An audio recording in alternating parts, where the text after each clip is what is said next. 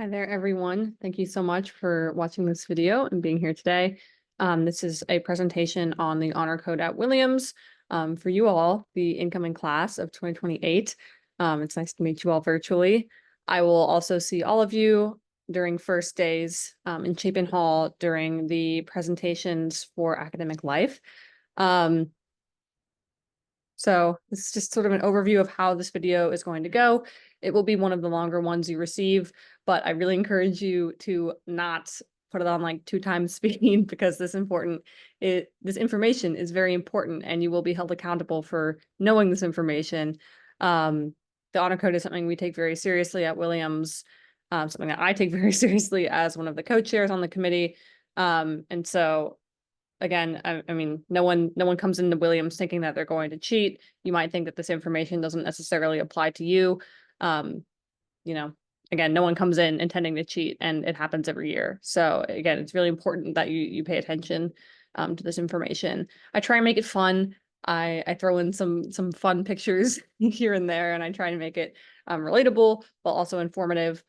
So please just stick it out with me as we go through this. So quick agenda. I'll introduce myself and my fellow co-chair, Harper Treshuk. I'll go over what the honor code is, and sort of explain how it can be sort of vague and, what the honor code can mean in different classes. I will overview very briefly the Honor and Discipline Committee, go over, again, very briefly, the procedure for an honor hearing. I'll outline some of the possible sanctions. And then I'll have a big section on key takeaways that you need to get out of this recording, and resources that are available to you. And the resources will be reiterated to you once you get to campus during the first day's programming. And then I'll wrap it up with just a little plug to encourage you to run for a position on the honor committee, which is very important. So this is me. My name is Sam Sitters. I use she, her pronouns. I am a rising senior, which is kind of crazy. And I've served on the committee since my freshman year. My majors are geosciences and classics, and my concentrations are formerly maritime studies, now called coastal and ocean studies, and environmental studies. I don't recommend having four degrees taken from me. It's a bad idea. I am obviously one of the co-chairs of the Honor Discipline Committee, but feel free, if you run into me on campus, to talk to me about, the honor code or anything else. I'm really interested in country music, the Minnesota Vikings, Williams Mystic Program, rocks, Latin, Greek, coffee, being a TA, etc. So I don't want it to seem like this big, scary honor person to you. I can be that, but I'm also, a peer and here to help you as you transition into life at Williams. So feel free to reach out to me. My email's on the first slide, about really anything. And I'm always happy to meet for coffee or a walk or something. This is my lovely co-chair, Harper Treshuk. She is in the class of 2026, and she uses she, her pronouns, a major in psychology and philosophy. Wonderful person to have as my co-chair. I'm extremely lucky, and her interests are listed below. So she's also, always available to talk to, especially about the honor code. And if you see her around, you should definitely introduce yourself. She will also be leading international student orientation, or leading the honor section of that. So if you're an international student, you will see her there.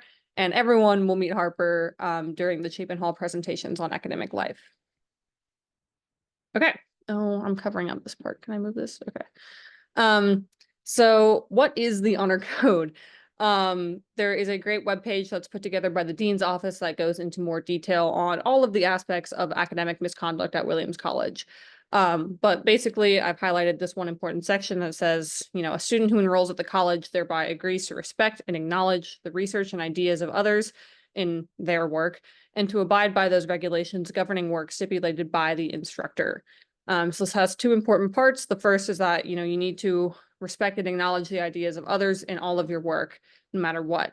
So you can do that by citation, by reference. You can't pass off others' ideas as your own. And the second part is that, you have to abide by the regulations that are set out by your professor.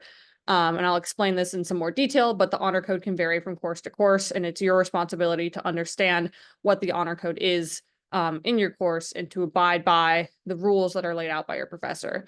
And there are many types of honor code violations and ways that you can not abide by this statement. Improper citations, plagiarism, unauthorized collaboration, whether that be with other students or with the internet or with AI. Obviously, AI is becoming a bigger and bigger topic, especially among the honor committee.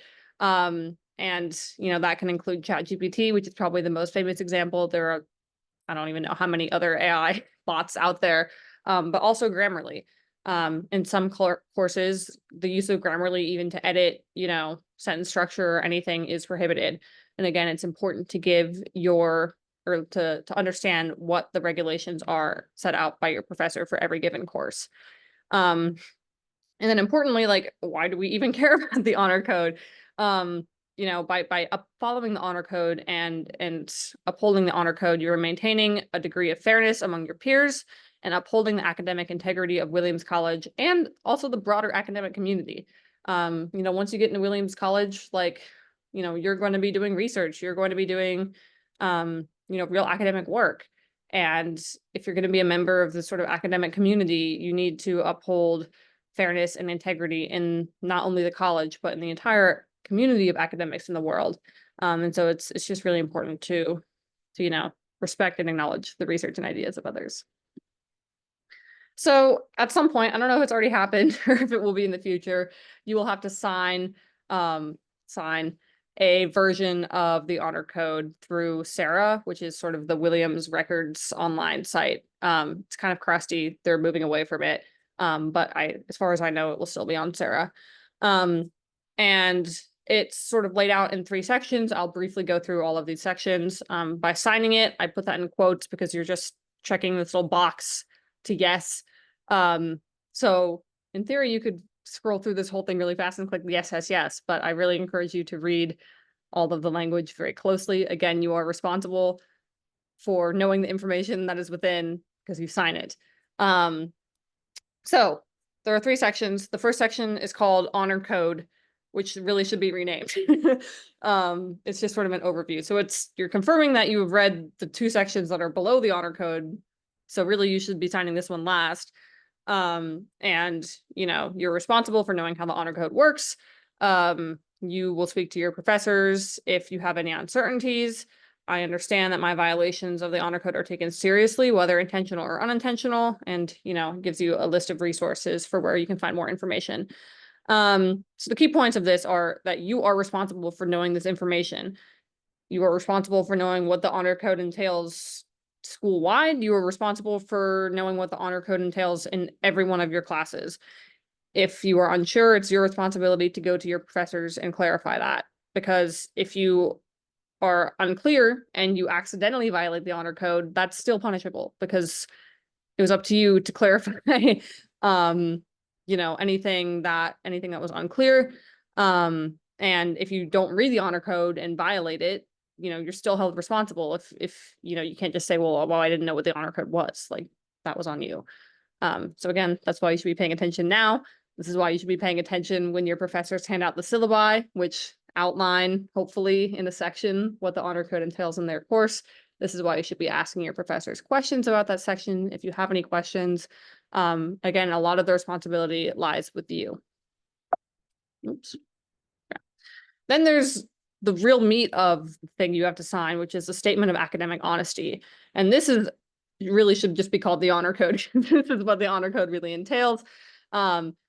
It starts by explaining why the honor code is important. You need to acknowledge and respect the research and ideas of others.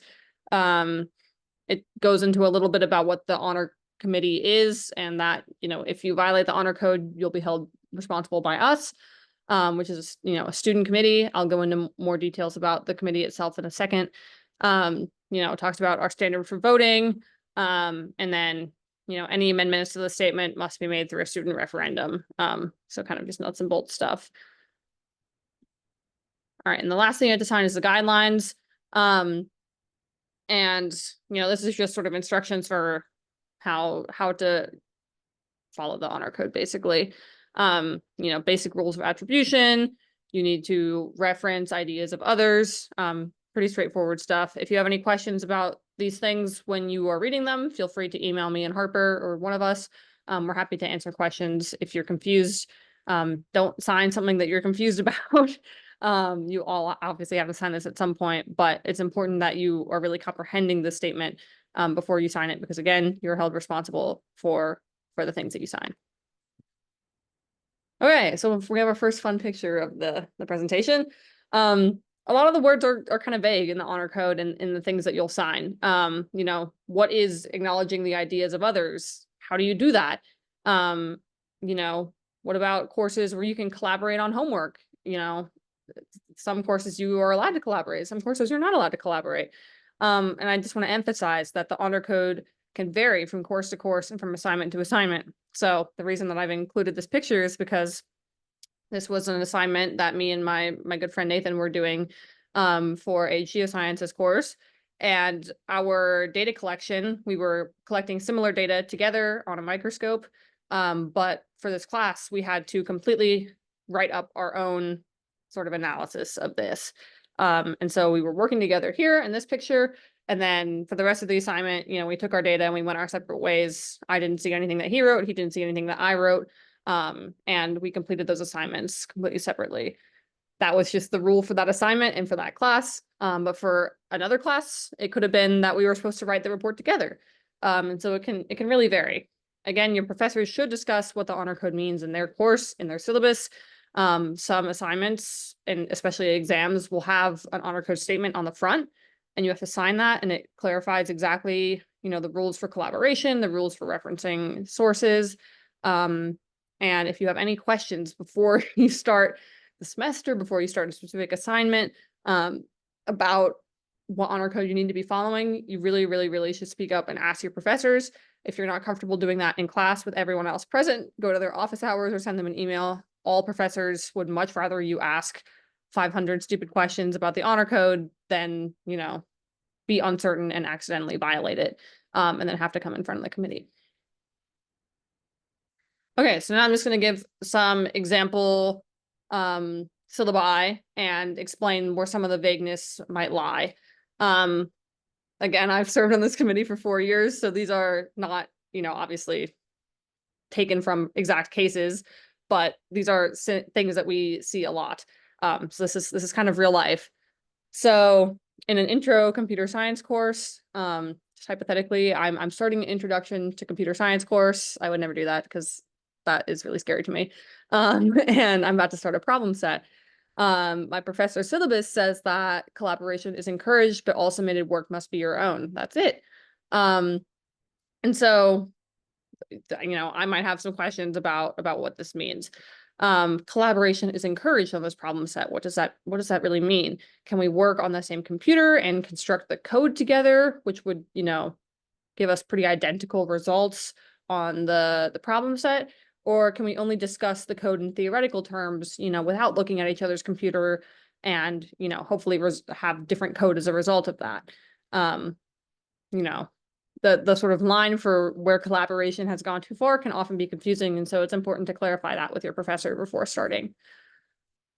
Here's another example. Harper thought it was a great idea to include this because, you know, we've seen more cases with AI come up.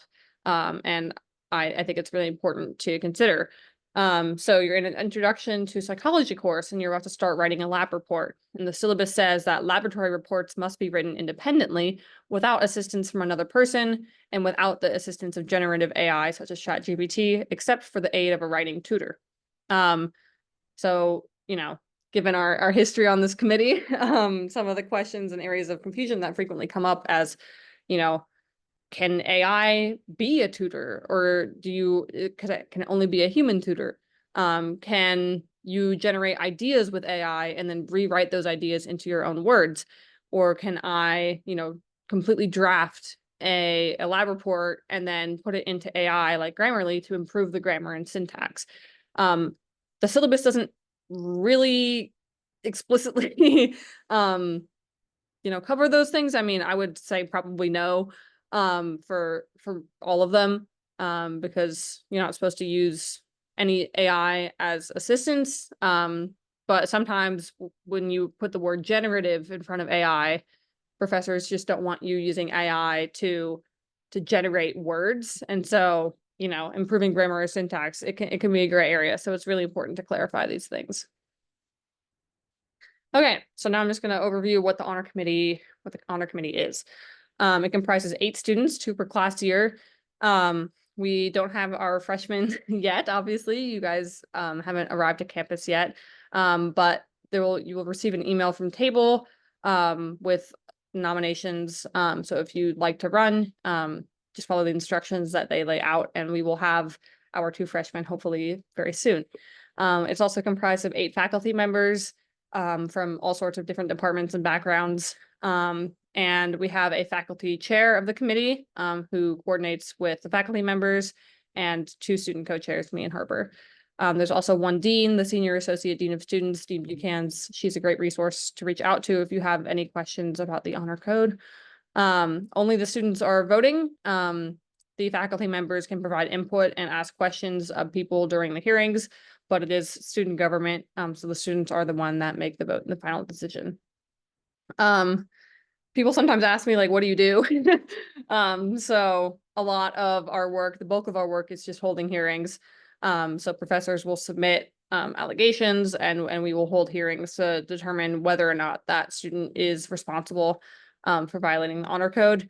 But we also are doing work with the broader college community on communicating the honor code, like I'm doing now, clarifying the honor code. We work with student groups like first years. We also meet with faculty members and deans. Hopefully we'll be doing some tabling this year. So if you have any questions, that's a great place to ask. And so we're sort of the main communicators of the honor code and the honor system at Williams. Oh no, I'm blocking it again. Okay. What will happen if you're accused of violating the honor code? A lot of people often learn about the honor code, especially like me as a freshman. I remember kind of being at the honor code meeting and being like, oh gosh, this is really scary.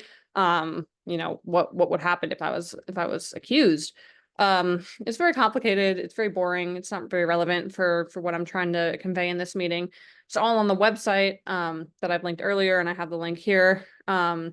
I can briefly explain. It's not really fun to read, but you'll basically be brought in front of the committee. The professor will outline their allegations. You would have a chance to respond to those allegations. The committee would look over all of the evidence, and then we would deliberate on whether or not you are guilty of violating the honor code. And if yes, then we decide on a sanction. Our sanctions range from warnings to expulsion, and they're all found on the website as well. And then if you're convicted, there is a right to appeal as well. And all of the details can be found on this website. And if you're accused of violating the honor code, I will meet with you and go over all of that in more detail. So don't feel like this is supposed to be comprehensive. But please don't be accused. Okay, so then people also always ask, like, well, if I did this, what sanction would I get? We can't really answer that question. It depends a lot on the details of the case. We have precedent that's also online under yearly reports. They're obviously anonymized. Every case has nuances though. And so, we rely on precedent to a certain extent. But there's a reason that we're there. And yeah, so it's really impossible to predict. Obviously though, the severity of the sanction does reflect the severity of the violation of the honor code. So if you perhaps improperly cited your sources, that could be a warning and include an educational tutorial and citation. But if you snuck into your roommate's backpack and took their exam out and copied it, that's significantly more serious. And if it is your second time violating the honor code, that's also significantly more serious and will, definitely most likely result in separation from the college. Okay, another fun picture. So this is getting into the key takeaways. So if you've been zoning out for this entire thing, please pay attention starting now. Obviously, every one of you is probably sitting there thinking, okay, this will never be me. I will never be accused of violating the honor code. I'm a very honest person. I'm at Williams College. I would never do this. This is not a reflection of who I am. Everyone thinks that. I hate to break it to you. And every year we still get lots and lots of honor code violations. So Williams workload is a lot and could be especially a lot if you know, are coming in as a first year and you know, aren't used to this degree of workload. So, you know, the workload can build up. This was, you know, me late at night, you know, working on my homework at bed, like really stressed, and it gets to everyone. You can be really great at time management and still have moments of really high stress due to just the academic workload at Williams College. You know, you probably have families, and families can also be sources of stress. And you know, a lot of people that come in front of the committee talk about something that's happening outside of their academic life that is causing extra stress on them outside of Williams. And so that can compound with academic stress and you know, be really difficult to deal with. Most instances of honor code violations occur in what I like to call high stress, time pressured situations. So again, you know, a combination of academic and personal workload, emotional load, and then usually these violations occur like the night before a deadline. You're really pressured for time. You can't put it off anymore. And especially when you compound that with lack of sleep, people can make some really crazy decisions that are not reflective of their character.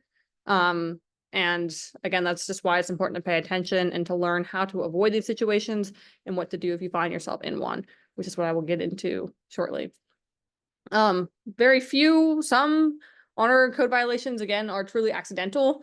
They just people don't know about, you know, rules surrounding plagiarism or collaboration policies. In nearly all cases, these are still violations. Again, you are responsible for knowing rules about plagiarism, how to cite sources properly, and clarifying collaboration policies with your professors before starting on assignments. So keep that in mind always. Again, we'll now talk about how to avoid these high stress, time pressured situations and what to do when you find yourself in one, like I was. Okay. How to avoid dangerous situations. So the easiest thing to do is to anticipate when you're going to have high academic workload. It's kind of hard to anticipate when you might have familial issues or stressful issues outside of Williams. But what you do have control over is time management for your academic life. So we really encourage first years to get used to Google Calendar, which is what a lot of things will be scheduled on for school purposes. If you don't like Google Calendar like me, you can use a paper planner, or you can use another, you know, software to plan out your assignments. Just have some sort of system, please. I personally use this thing called Notion. And so this was my set of assignments during midterms period in the spring. Midterms period is always really tough for me. And so typing it all out like this can be really stressful, but it's also necessary for me to keep track of when everything is due. And I can plan out, you know, March 14th, I had 4 things due. And so I'm going to need to do some of those before March 14th because there's no way I can, you know, do all of these things on the same day.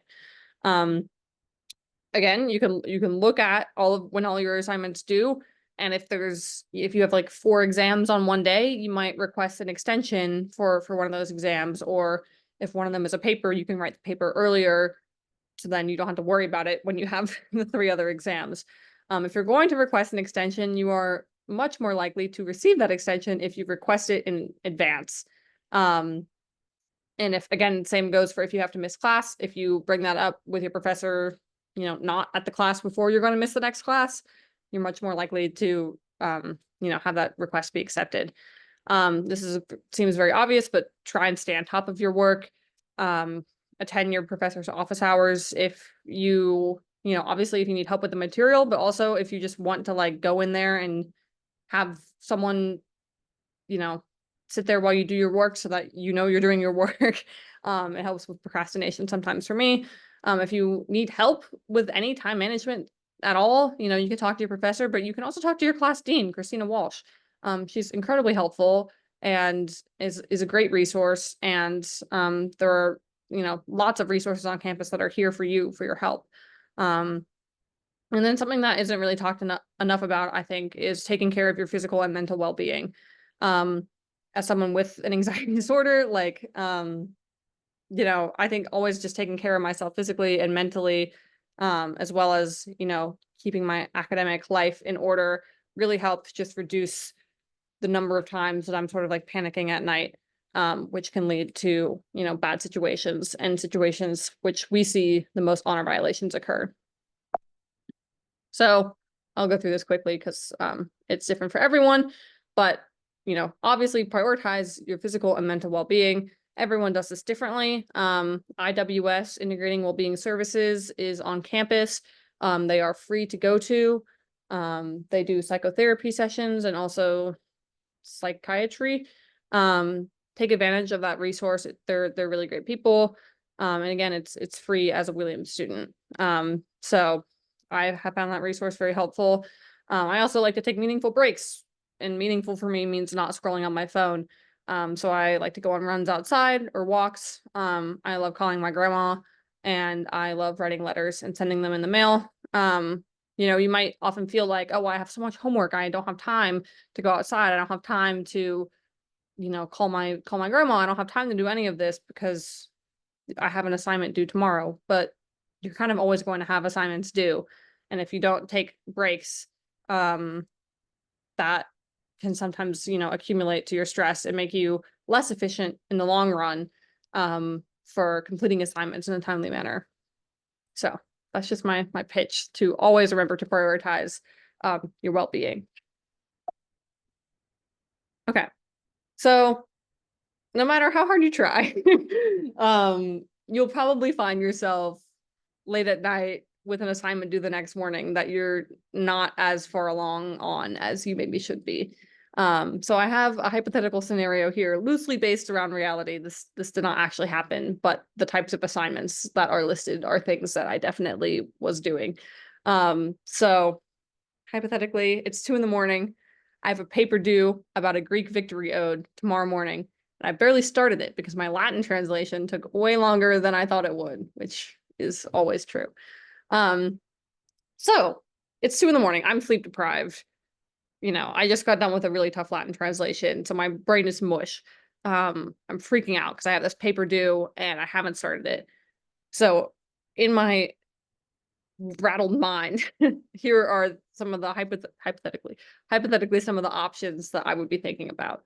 Number one, I could get ChatGPT to write me my essay and get some sleep. You know, sleep deprived hypothetical Sam might be like, that's really great.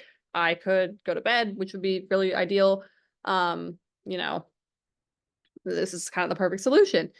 I could also alternatively frantically email my professor at 2 a.m.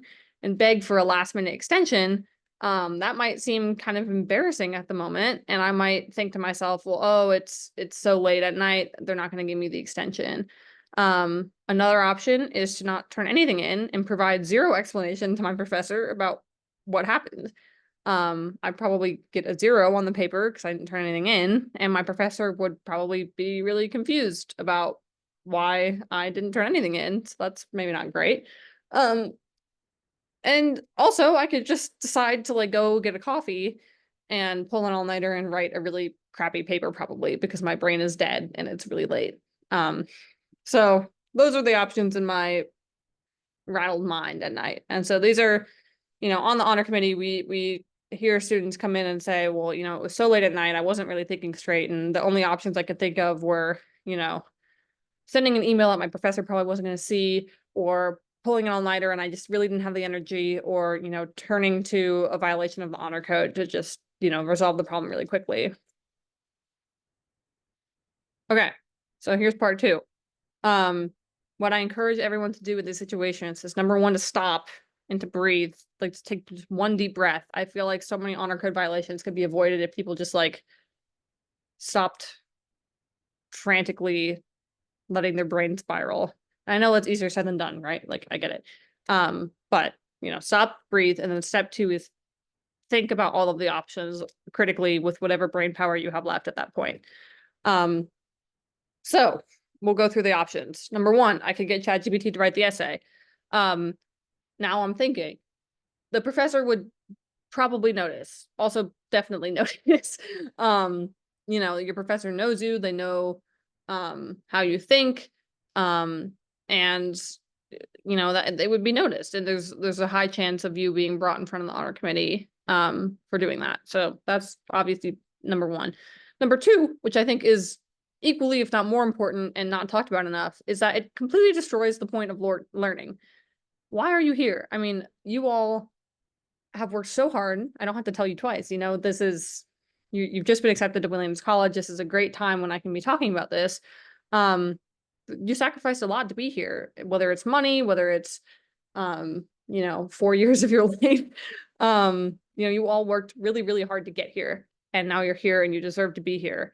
And you're here to learn and to get an education, a top tier education. And so if you take the easy way out and you choose to opt out of engaging with material by writing about it, you know, why are you here? It's much better to you know, write a good paper 2 days late than it is to not engage with the material whatsoever. So always think about, you know, everything you sacrifice to be here, the money, the time, the you know, just the commitment that is going to college and going to Williams College, especially. And I think that if more people thought about that, there would be less honor code violations. Also really importantly, integrity. So again, if I was the hypothetical person in the situation, I would probably, hopefully, be thinking about, you know, that's not me. I'm not the kind of person that cheats. Everyone kind of says this during the hearings, but there's always this disconnect between the person that they know they are inside and the person that they were at 2 a.m. who just wanted to go to bed. And so if you know, think back to who you really are inside, not someone who cheats, that can avoid a lot of honor code violations. Think about the integrity of the school. Like, you're part of Williams College. Is Williams College a school of cheaters? Like, no, I hope not. I hope that's not like who we think we are. And then the academic community, like, you know, again, you're part of this academic community. It's important that you take that seriously. It's important that you don't sort of violate that code in the academic world of, like, you know, do your own work. Don't pass off someone else's work or a computer generated work as your own. There's also this was just funny, the poet who wrote the old poem would be rolling in his grave. Also the professor's trust. Again, the professor would probably notice, and whether or not they choose to bring that to the honor committee, like, you're going to be applying to jobs and to grad schools when you're done with Williams College, and you need to have good relationships with professors by the end of that. And you completely break a professor's trust in you if you choose to cheat on their assignment. Again, regardless of whether or not it comes to the honor committee.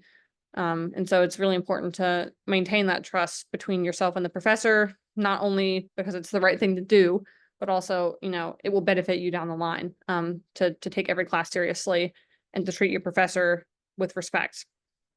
Additionally, like, I guess I didn't put this in the PowerPoint, but ChatGPT does not know anything about Pindaric victory odes. Like, the essay would be terrible. And I think, you know, when ChatGPT first came out, I, you know, was doing some work for the committee and thought, like, could ChatGPT even write me like a paragraph that would be relevant to this poem? And I told it to write me a paragraph about a Pindaric ode, and it, like, referenced stuff that just wasn't in the ode.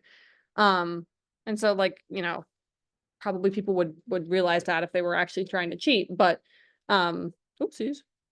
You know, it's just not going to be a high quality piece of writing at all. And again, it destroys the point of you being here. So instead, here's what you should be thinking. Cheating is a bad idea for all of the reasons that we just discussed. You could explain the situation to your email. You could maybe send something, you know, in the moment. It probably would be, you know, kind of a mess, but you could also follow up on that face to face. It's always a good idea to go meet with them face to face and talk about what's going on. You can request to submit the paper late for partial credit. I think most professors would probably accept that. And then, you know, if this is becoming a problem and your time management techniques are just kind of failing again and again, it's important to talk to your dean or just your time management techniques. Okay, final key takeaway is, you know, pay attention to the syllabi again. Please read the honor code section of the syllabi. Sometimes professors will kind of breeze through the whole syllabus on day one, and expect you to read it on your own time in detail. Please, I'm telling you, read the honor code section, all of the words. It will serve you well. Ask if anything is unclear, if any language is vague, if you foresee any confusions about the honor code, especially in classes where collaboration is really encouraged. Where is the line between collaboration and cheating? Ask all of these questions to your professor. And again, take care of yourself physically, mentally. Your brain will be much better off for it. And again, you can avoid these high stress, time pressured situations. So here's just a page of resources, the honor code website that I've mentioned many times. The Williams Writing Workshop, if you need help on your writing or on citations, they are great people to go to. There are writing workshop tutors available, I think just about 24/7, not 24/7, most hours of the day in the library. You could set up meetings with them. They're great people. They also have a good page on their website about plagiarism, how to avoid that. There is guidelines on citation. Again, in the library website, there are citation tools that are available to you. We will, during the Chapin presentations and first days, there will be, people that are resources to you that will discuss further resources, and everything should be made very clear to you. You have so many resources at Williams College available to you. Please take advantage of them. Especially your professors and deans, they're great people to go to first. The deans are always happy to meet and to discuss, especially with time management. And then again, student health and wellness services, great people and free for students. And again, just sort of helps avoiding these situations to begin with. Okay, wrapping it up now, we need 2 first-year representatives again. Elections are run by a group called Table. They might have voted to change their name last semester, so it might not be Table anymore. But look out for an email. It'll be about all sorts of elections that are running. So it'll be WSU, which is the student union, student faculty joint committees. Honor discipline will probably be buried at the bottom of that email somewhere. So, stay alert. I almost missed it my freshman year. If you don't want to run, which is probably the vast majority of you, what you can do is vote. In spring 2024, the turnout was a whopping 17.6%, which is abysmal. So please vote. And it matters. I know you might not know many of your peers yet because, you don't know each other, but for H&D, people write a little paragraph about, what they want to do on H&D, the values that mean the most to them. And just give those a read. I know that it's at the bottom of the ballot. You're probably tired of selecting names at that point, but please read those paragraphs. That means a lot. Again, this committee matters. It ensures consistent sanctions across departments and classes versus a free-for-all system where professors could give out whatever punishments they want. And that would vary a lot between professors and classes, and it just wouldn't be very fair. Students are given due process. Again, for the same reason, you can, if you're accused of violating the honor code, you can, state your case and argue against that if you believe that you did not violate the honor code. And then there's also student governance. So there's an important aspect that, this is run by students. The honor code was written by students. This whole thing is about, students holding each other accountable and ensuring that the student population at Williams is holding itself to the highest level of integrity. If you have any questions about running for the committee, please reach out to me and or Harper. We're happy to answer questions. If you're questioning whether or not it's right for you, we can definitely help, answer some of those questions. So thank you very much. If you have any questions at all about literally anything, please reach out to me. I would much rather receive questions about the honor code than see you in an honor hearing. So, I'm sure you also have questions about other things at Williams. I'm happy to answer those as well. But I appreciate your time today. And I look forward to seeing you all during first days at the presentation in Chapin Hall. And if you're an international student, look forward to Harper's presentation on the honor code.